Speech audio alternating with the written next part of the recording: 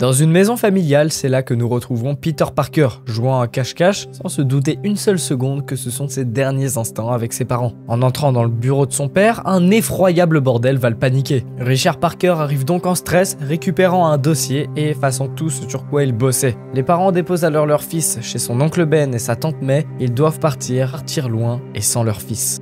Papa. Sois sage.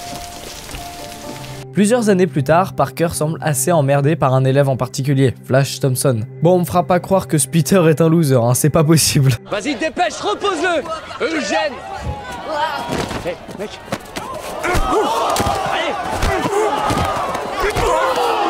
Eh ben, notre Peter semble avoir un faible pour Gwen Stacy, une fille de sa classe. Et ce qu'il vient de faire l'a fait remarquer auprès d'elle. Il s'est fait péter la bouche, mais ça vaut le coup au final. Peter, une fois chez lui, trouve dans la cave de son oncle une vieille mallette appartenant à son père, avec à l'intérieur une photo de lui et d'un de ses collègues. Ben et May sont très secrets lorsqu'il s'agit de lui. Peter garde la mallette avec lui et commence à enquêter. En effet, il a toujours mal vécu le départ de ses parents et cherche la vérité. Un dossier secret que Richard a gardé va mettre Peter sur un début de piste. Son oncle comprend sa détresse et décide de lui donner le nom du type sur la photo, Kurt Connors. Plus jamais ils ne l'ont vu depuis la disparition de Richard. Et on comprend que, en effet, ses parents sont morts depuis des années. Connors bosse à Oscorp, une énorme société scientifique. Parker réussit à y entrer en se faisant passer pour un stagiaire et v'là type à qui il trouve Gwen qui s'occupe de la visite. Le voici, Kurt Connors, un scientifique spécialiste dans la mutation interespèce. Son rêve, faire repousser son bras. Peter va se faire remarquer par Gwen et au lieu de rester avec le groupe, il va suivre un employé et se rendre dans un endroit où il ne devrait pas aller.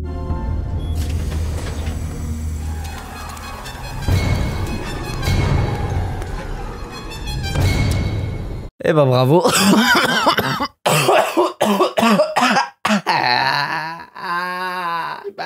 Peter sort après sa connerie et Gwen va le virer. Normal, il fout le bordel. C'est lorsqu'il rentre chez lui qu'il va se rendre compte que quelque chose change.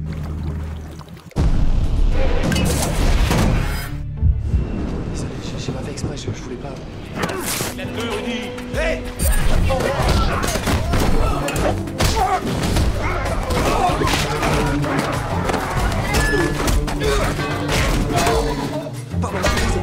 Des réflexes plus rapides, des sens aiguisés et pas mal de force, faut le dire.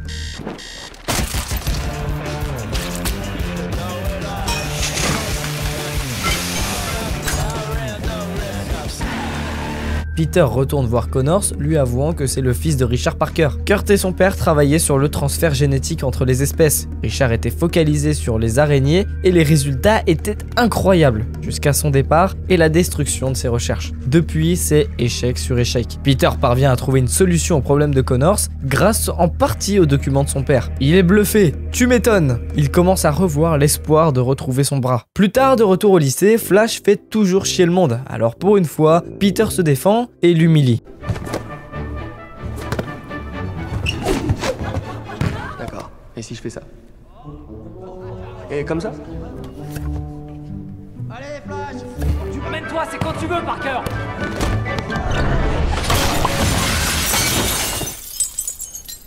Eh ben oui. Dans la même journée, Gwen et Peter discutent. Les deux sont timides et gênés. Ok, mais ils se plaisent et ça se voit. Parker gagne en assurance et teste ses nouveaux pouvoirs.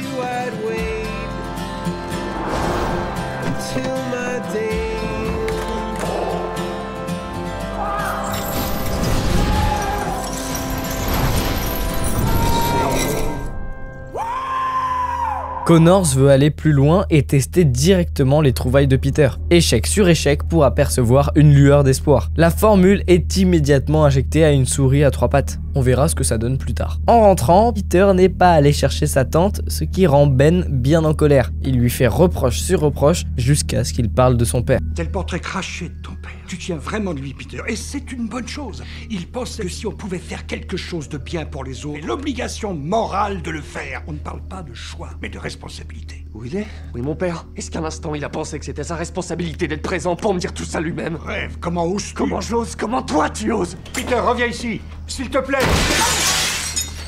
Oh merde. Ben se calme, mais va quand même le chercher. C'est son fils, il a peur pour lui. Peter reste caché et va s'acheter une bouteille de lait. Il y croise un braqueur qui s'enfuit avec le fric, mais ne l'arrête pas. Sauf que ce même braqueur tombe face à Oncle Ben.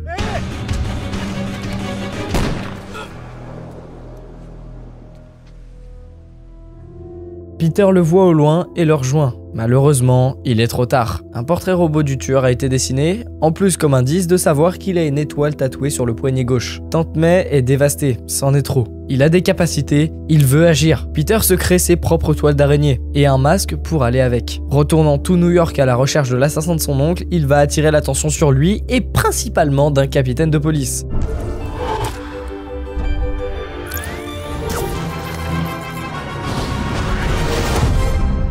Eh bah ça a été vite, il est bizarre ce costume. Entrejambe. Laisse-moi passer, c'est un vrai. C'est un couteau. Mon point faible, les petits couteaux. Oh, c'était trop facile. Maintenant. Décolle pas, laisse-moi partir. Au secours!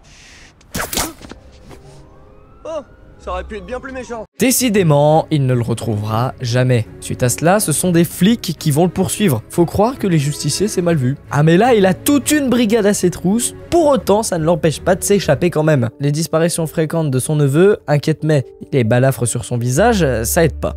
Peter, les secrets ont un prix, ils ne sont pas gratuits, pas plus aujourd'hui qu'hier.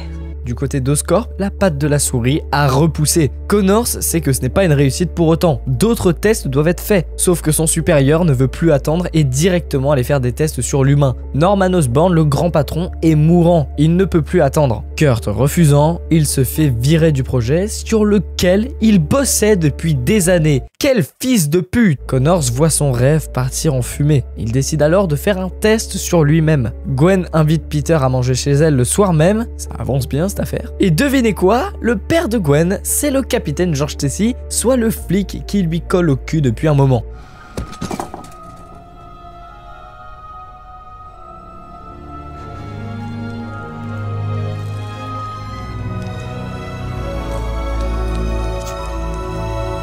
Ça fonctionne, c'est inespéré, mais ça marche. Il tente de joindre son supérieur pour ne pas faire d'autres tests, qui est déjà en route pour un hôpital de vétérans, sauf que quelque chose se passe.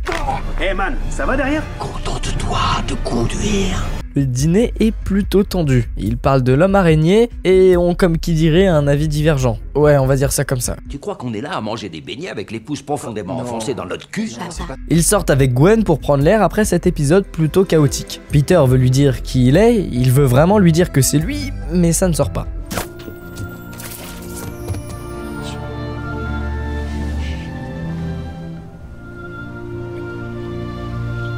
C'est mignon. Mais leur moment va être stoppé par son sens d'araignée.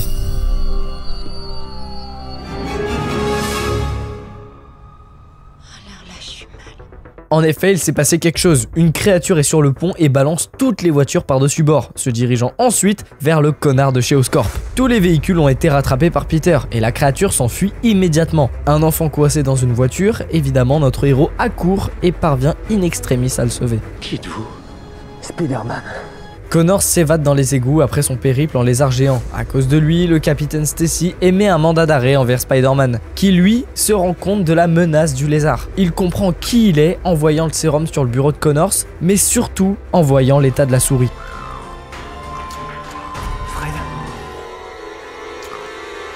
Peter se rend voir le capitaine Stacy, mais évidemment, rien à faire. Il ne le croit pas tellement c'est délirant. Il rejoint ensuite les égouts guidés par des lézards pour espérer trouver sa proie. Connors se retransforme de son plein gré, pensant que cette forme est ultime. Il retrouve son ennemi et le blesse gravement. Notre héros s'en sort de justesse, mais à cause de son appareil photo, Kurt connaît maintenant son identité. Parker se rend chez Gwen dans un état pitoyable. Elle nettoie ses plaies et ils discutent. Gwen a peur pour son père. Flic, c'est la possibilité qu'un soir, il ne rentre pas à la maison. Peter, quant à lui dit que c'est de sa faute si le lézard existe. C'est lui qui l'a aidé. Il lui a donné le secret de son père qui a résolu la formule. C'est sa responsabilité, c'est à lui de régler ça. Des voix atteignent Connors. Il parle de transformer tout le monde pour sauver tout le monde. Un seul se dressera sur son chemin, il en est hors de question. Le lézard attaque immédiatement le lycée de Parker. Les deux se combattent alors avec une nette différence de puissance.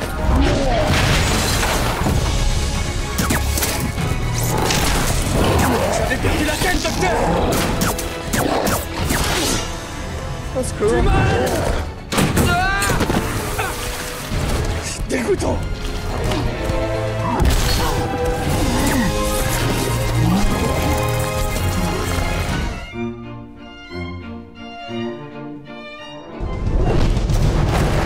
Le lézard s'est enfui. Peter arrive à suivre sa trace dans les égouts. Il envoie Gwen créer un sérum directement chez Oscorp. Il faut le stopper rapidement. C'est en trouvant son labo qu'il va faire une découverte effrayante. Il veut contaminer toute la ville depuis la tour Oscorp. Pour lui, cette transformation, c'est un remède en fait. Gwen arrive à Oscorp et commence à synthétiser l'antidote. Peter doit se dépêcher. Si le lézard s'y dirige, alors Gwen est en grand danger.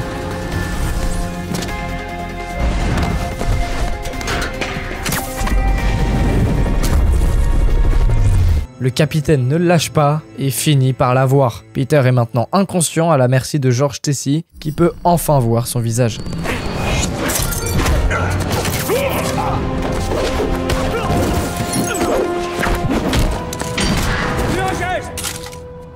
Les mains derrière la tête. Vite! Il n'a pas le choix. Il montre qui il est. Le capitaine ne tire pas et l'écoute enfin. Gwen court un grand danger, il faut le laisser partir. George s'exécute, mais Spider-Man se fait tirer dessus quand même. Connors est arrivé, Gwen s'enferme alors avec la machine de dispersion. Kurt la trouve, récupère l'objet sans lui faire de mal. Maintenant parti, l'antidote est prêt. De son côté, Peter souffre de sa blessure et est encore loin de son objectif. Le père du gamin qui l'a sauvé plus tôt contacte tous les grutiers du secteur pour aider notre super-héros.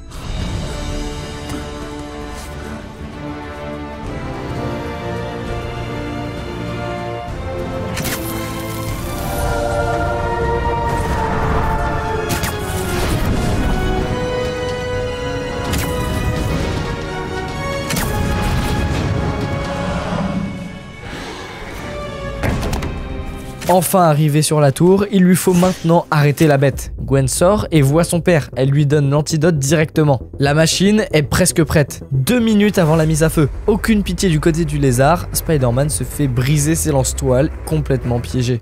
Pauvre Peter Parker, plus de mère, plus de père, plus d'oncle, tout seul. Il n'est pas tout seul.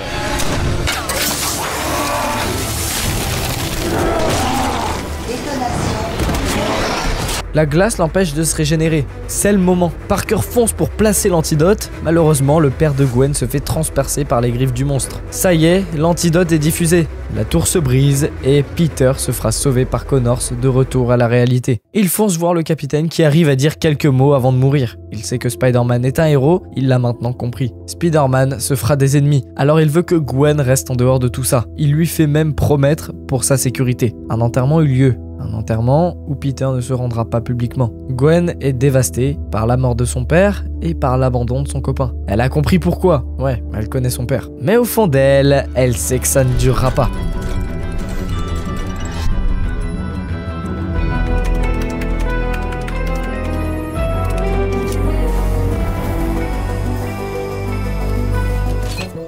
Richard Parker est un homme bien mystérieux, ça on l'a compris. Avant de partir, il fait gaffe de détruire toutes ses recherches, mais enfin de quoi et pourquoi avait-il si peur? Alors dans l'avion, ils doivent envoyer quelque chose d'important à un dénommé Roosevelt. Pas plus d'infos que ça pour le moment. Jusqu'à ce qu'un homme ne leur tende un piège. S'étant défendu autant que possible, les deux finissent par mourir tout en ayant terminé l'envoi. L'envoi de quoi? Ça on le verra bien.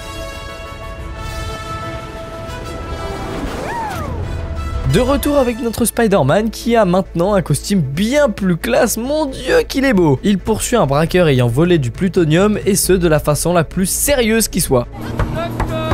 Je me présente, Spider-Man. Tu peux m'appeler Tête de Toile, tu peux m'appeler l'araignée, mais surtout m'appelle pas pour qu'on se fasse une bouffe. T'es pas un serreur de main? T'es un câlineur? Je suis tueur! Ce couillon crée un bordel monstre dans la ville, mais Peter parvient à sauver tout le monde, y compris un dénommé Max Dillon, complètement fan de Spider-Man. Y'a de quoi. Parker réussit à récupérer tout le plutonium sans dégâts, il doit se grouiller. Gwen l'appelle, c'est l'heure de sa remise de diplôme. Yep, ils sont de nouveau ensemble du coup. Qu'est-ce qui se passe? Et ouais, ça va te poursuivre mon gars. Peter arrive enfin à arrêter Alexei. Il se dépêche donc de se rendre à la cérémonie. Bingo, il arrive à temps. Sa tante est super fière de lui et c'est le grand amour avec Gwen. Alors?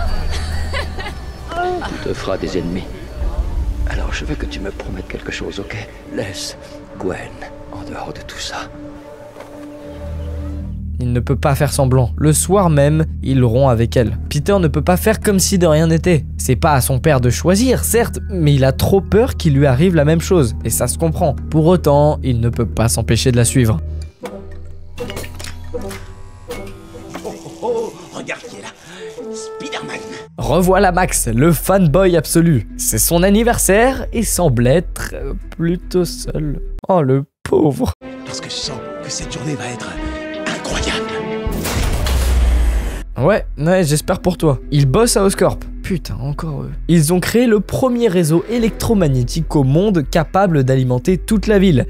Et c'est Max qui les a dessinés sans aucune reconnaissance de personne. Il s'est fait voler sans vergogne. D'un autre côté, on retrouve Harry Osborn allant voir Norman, son père, mourant depuis plusieurs années, je vous le rappelle. Se faisant leurs adieux, sans peine particulière, il l'a abandonné quand il était petit. En prime, sa maladie est génétique. Et Norman lui donne l'intégralité de ses recherches, ce qui lui a permis de survivre depuis tant de temps. Il espère qu'il arrivera à se sauver lui, à réussir là où il a échoué. Le patron de Max lui informe d'une anomalie dans le secteur de génération d'électricité et doit aller le réparer tout de suite. Super l'anniversaire. Happy birthday à moi. Happy birthday.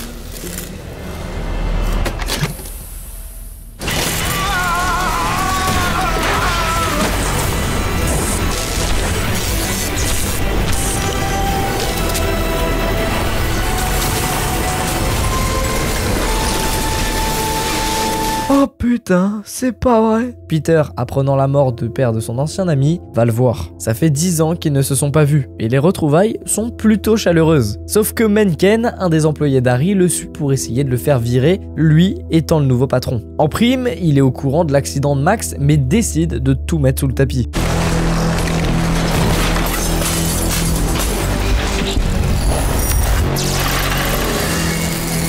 Un corps fait d'énergie, complètement métamorphosé, Max ne comprend rien. Tu m'étonnes. Gwen et Peter se revoient, discutent, tout ça a un but, lui dire qu'elle va sûrement partir en Angleterre, ayant potentiellement une place pour Oxford. Le choc est violent pour Peter, mais il n'est pas au bout de ses surprises pour ce soir.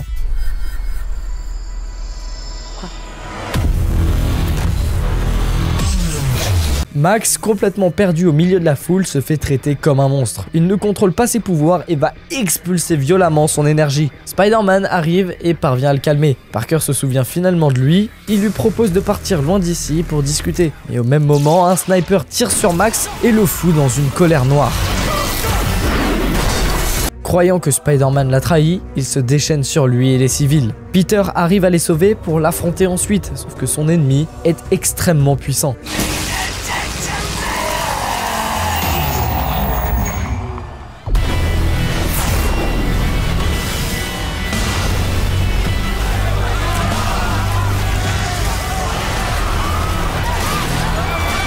Finalement, il réduira son énergie en l'arrosant. Un peu décevant, mais marrant. Une fois chez lui, il refouille dans la mallette de son père cherchant des indices, la moindre chose à se mettre sous la dent. Mais toujours rien. Harry de son côté découvre les travaux de son père, des armures de combat, ok c'est cool, mais surtout des archives de son père Norman et de Richard Parker parlant des araignées qu'il a créées pouvant potentiellement soigner tout type de maladie. Il appelle alors Peter parce que la sienne s'aggrave de jour en jour. Pour lui, la seule issue de guérison, c'est Spider-Man. Il a été mordu par l'une de ces araignées et ça a fonctionné. Alors pourquoi pas lui? Il veut carrément que Spider-Man lui donne son sang. Et vu que Peter le prend en photo, il compte sur lui. Sauf que filer du sang comme ça, s'ils ne sont pas compatibles, peut être extrêmement dangereux, pire que la mort. Max est retenu prisonnier à l'Institut Ravencroft, une sorte d'asile pour les fous dangereux. Il est là pour servir de cobaye surtout. Et qui êtes-vous? Je suis Electro. Mais dans la chambre de Peter voit tout son mur. Son neveu sait qu'elle lui cache quelque chose. Nous avons fait de notre mieux, ton oncle Ben et moi. Et au final, qui allait prendre soin de toi, te protéger et se soucier de ton bonheur? Ton père, tu crois? C'était moi, ta stupide tante, qui n'est pas une scientifique. Et toi, tu continues de rêver de ton père idéal qui n'a jamais été là.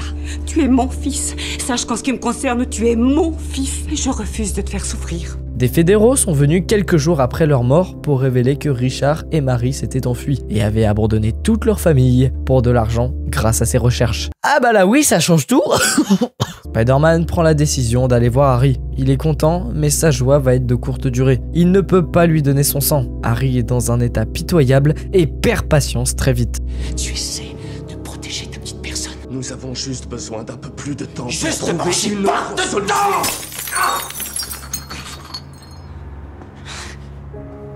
Désolé.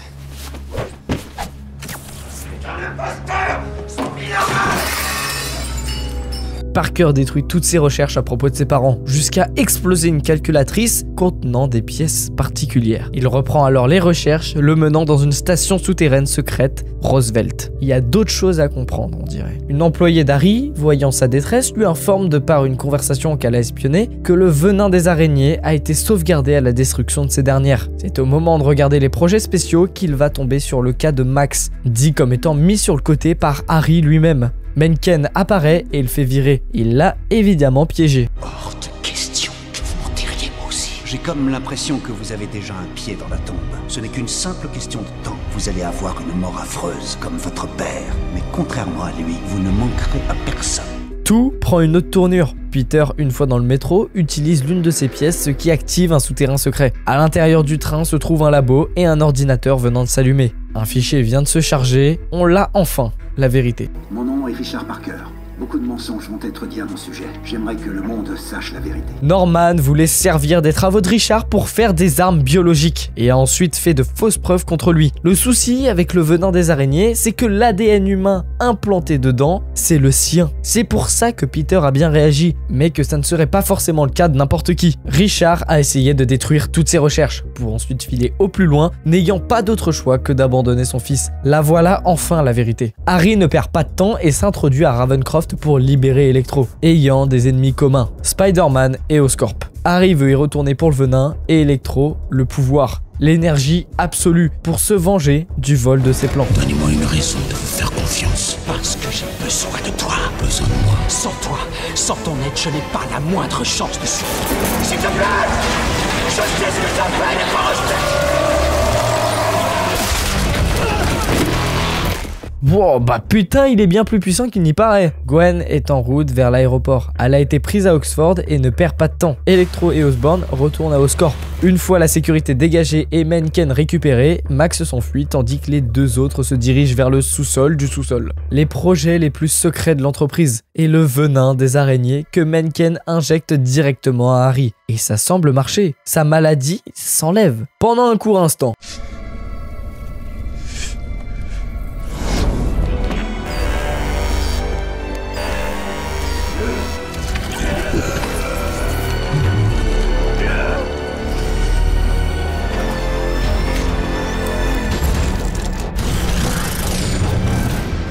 Déjà qu'un monstre c'était compliqué, alors deux maintenant? Oh mon dieu. Peter rejoint Gwen et lui fait une déclaration originale. Il ne veut pas qu'ils se séparent. Il est sûr de lui. C'est elle sa route, sa seule et unique route. Il vient avec elle en Angleterre.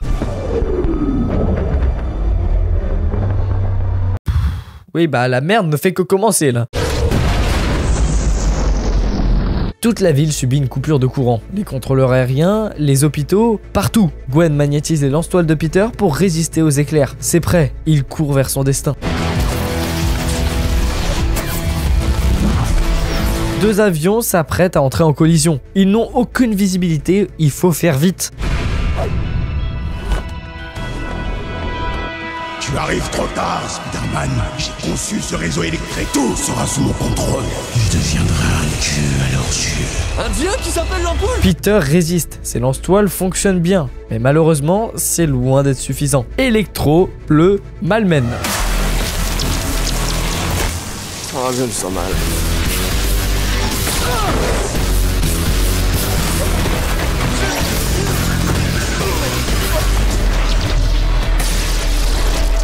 Finalement, Gwen arrive et le sort de la merde. Elle connaît le système électrique d'Oscorp et peut relancer le système. Il faudra juste qu'elle le fasse à son signal.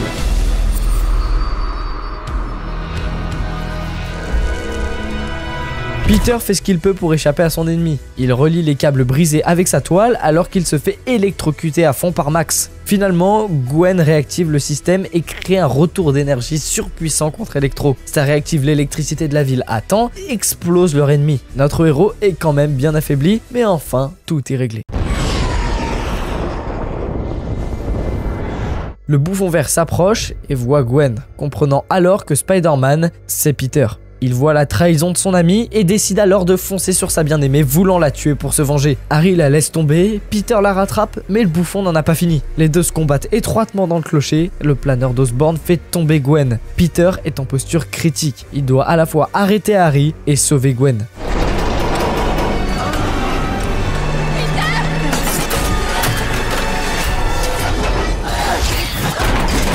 Spider-Man saute pour récupérer l'amour de sa vie, tirant une ultime toile vers elle.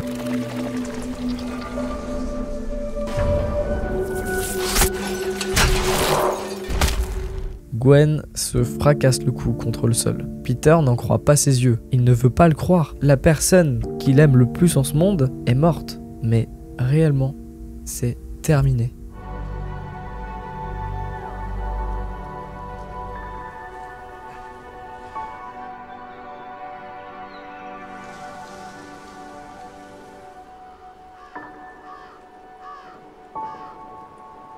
Quelques temps plus tard, un homme rend visite à Harry en prison. Les deux manigancent une équipe grâce aux armes présentes dans le sous-sol d'Oscorp. Plusieurs mois que Spider-Man est parti, ils peuvent prendre le contrôle. Peter n'arrive pas à se relever. Il écoute alors le discours de son amour, ça lui redonne du courage et ça tombe bien. Alexei, le braqueur du début, a désormais une putain d'armure de Rhino. C'est le courage d'un enfant qui fera réapparaître le super-héros. Et c'est reparti pour un tour. Bouge pas, j'arrive.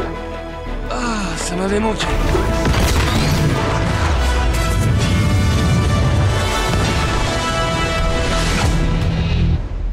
La suite, les Sinister Six, tout ça n'est qu'un espoir, laissez tomber. Bien que ça ne soit pas forcément mon Spider-Man préféré, j'aurais tout donné pour voir un troisième film. Cette vidéo n'aura probablement aucun impact pour cela, mais il faut se faire entendre comme depuis plusieurs années. Donnez-nous la suite et une conclusion à cette trilogie. No Way Home vous l'a prouvé, tout le monde veut la fin de la trilogie. Donnez-lui une chance de rebriller.